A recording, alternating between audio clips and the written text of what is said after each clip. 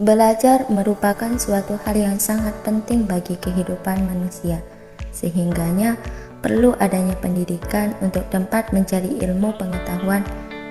Dalam pendidikan, belajar merupakan keseluruhan proses kegiatan inti. Belajar adalah proses orang-orang yang mencoba untuk mendapatkan perubahan perilaku secara keseluruhan sebagai hasil dari pengalaman individu itu sendiri dalam interaksi dengan lingkungannya. Di era pandemi ini, pembelajaran seringkali dilakukan secara online ataupun mandiri. Nah, siswa ini melakukan pembelajaran mandiri dengan 4 model. Yuk simak sama-sama videonya. Model pertama yaitu Discover Inquiry atau penyelidikan penemuan.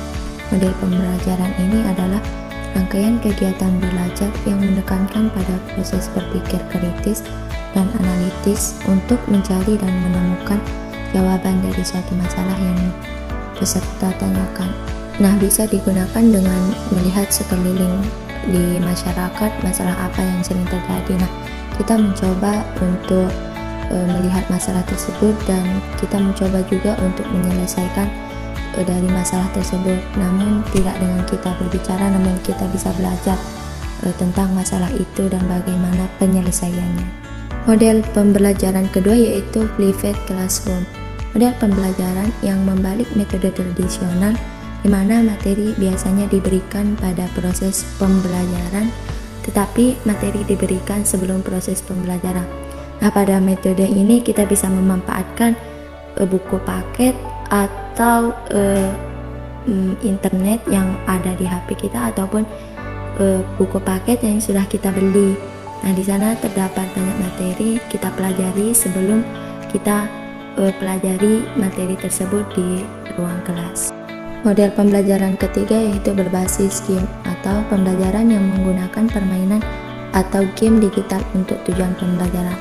Nah, pada model ketiga ini kita bisa memanfaatkan aplikasi yang sudah tersedia di Play Store yang di dalamnya itu berisi pembelajaran. Misalkan kita download dan ada terdapat pembelajaran, nah itu kita manfaatkan untuk mengisi waktu luang kita. Walaupun kita memegang smartphone, kita tetap belajar begitu.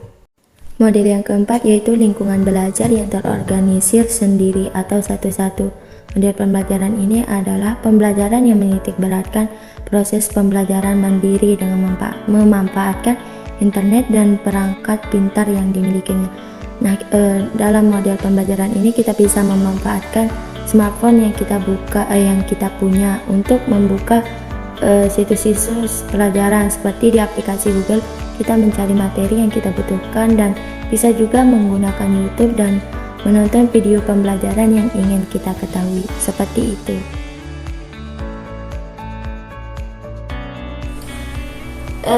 Baik, di sini saya akan mewawancarai yang sebagai narasumber saya yang bernama Nopita Sari. Saya ingin bertanya kepada Nopita Sari, bagaimana pembelajaran secara mandiri yang dilakukan di rumahnya. Pendapat saya kurang nyaman belajar mandiri di rumah karena kalau ada soal atau pelajaran yang kurang dipahami, jadi tidak bisa bertanya langsung ke guru dan membuat saya menjadi kurang mengerti tentang materi yang diberikan dan membuat saya hilang semangat untuk belajar dan membuat saya malas-malasan di rumah untuk belajar. Berarti di sini dari sendirinya Nopita Sari dia tidak nyaman belajar secara mandiri di rumah karena karena di rumah itu bukan tempat dia untuk belajar, karena di rumahnya itu dia selalu ingin bermalas-malasan dan sebagainya. Bukan begitu masalahnya? Iya. Sekian, terima kasih atas waktunya.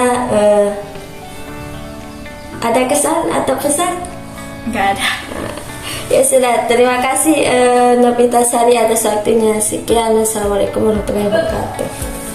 Terima kasih sudah menyimak videonya sampai akhir. Sekian, wassalamualaikum warahmatullahi wabarakatuh.